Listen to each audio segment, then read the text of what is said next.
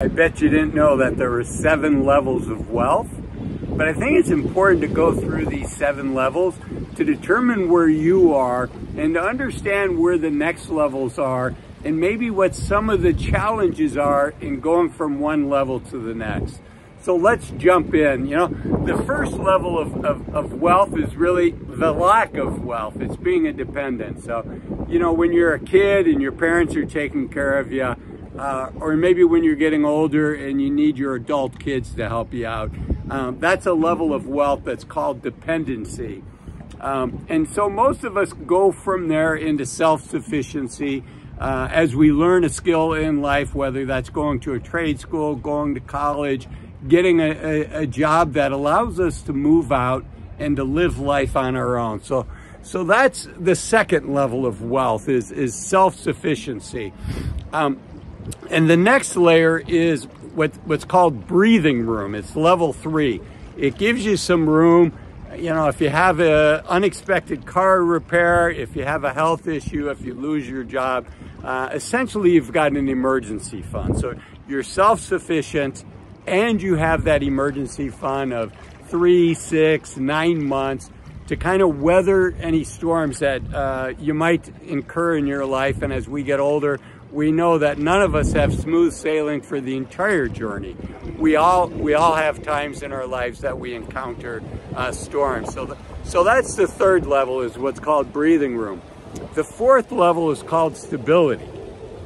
Not only can we pay our bills, not only do we have this emergency fund, but we have a job that we can depend on. We've been making decent money, acceptable money, enough money to raise a family for several years, and we have that stability. That's when you can think about getting a mortgage. You can think about, you know, accepting responsibilities that are going to take multiple years because you have that stability. I should mention that all of these levels, these are levels that are defined by a gentleman by the name of Grant Sabatier. I hope I'm pronouncing that right. And he did a study and really breaks down, it's kind of, you've heard of Maslow's hierarchy of needs. This is Sabatier's levels of wealth. There's 7 of them, and we're through level 4. The 5th level is flexibility. You have enough money, not only can you take on a mortgage, but you have flexibility on how you're going to spend money. For instance, as I record this, you know, I'm on vacation and I'm in Amsterdam, which is I'm very grateful that I have the opportunity to do something like this. I'm on one of the canal tours as we speak.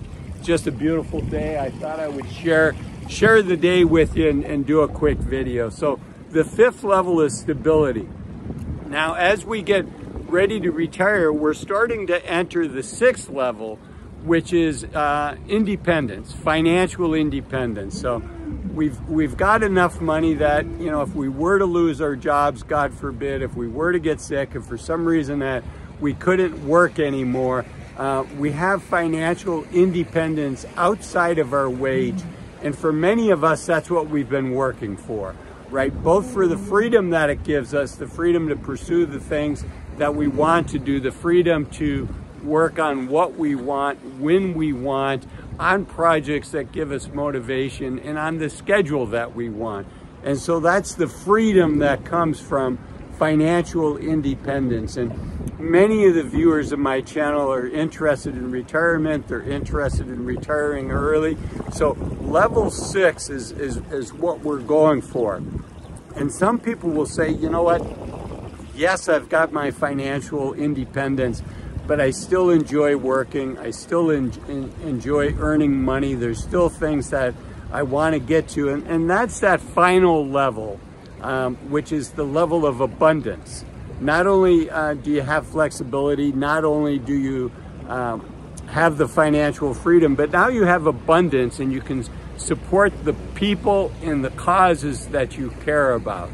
Now, for a lot of us, it's the financial independence that we're going for, and the benefit of financial abundance. Now, obviously, if you work until the day before you die, that's where you're going to maximize your money. But for most of us, it's not about necessarily optimizing our bank account.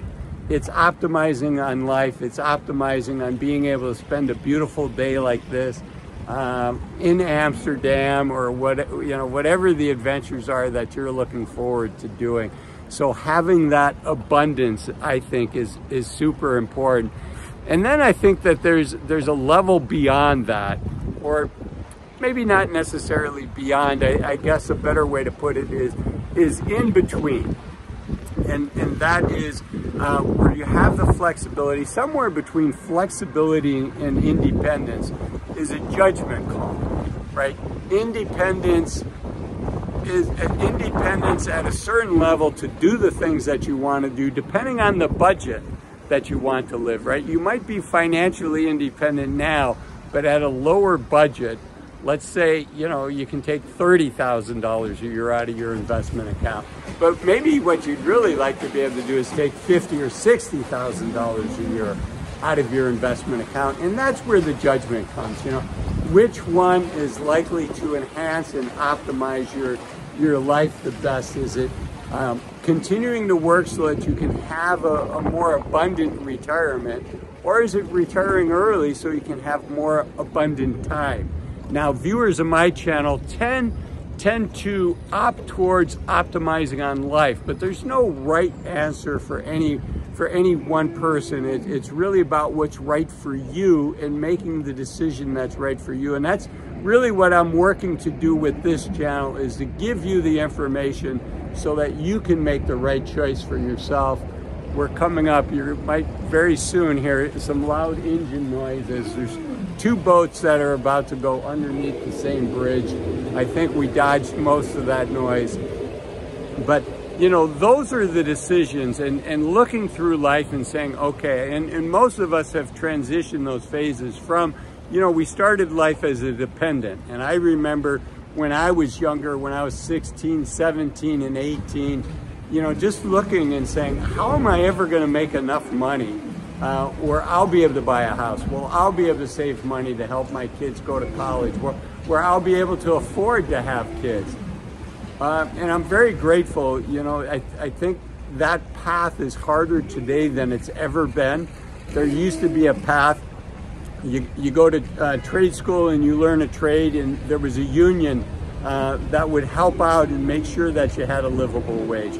Or the route of college, it didn't guarantee, but it made it much more likely that you were going to be able to get to the point where you had flexibility, eventually abundance, and then independence. And I think it's getting more difficult now, and the world's a more competitive place. So personally, I'm glad I grew up when I did. I've got two young kids. They're going to have to navigate this new world.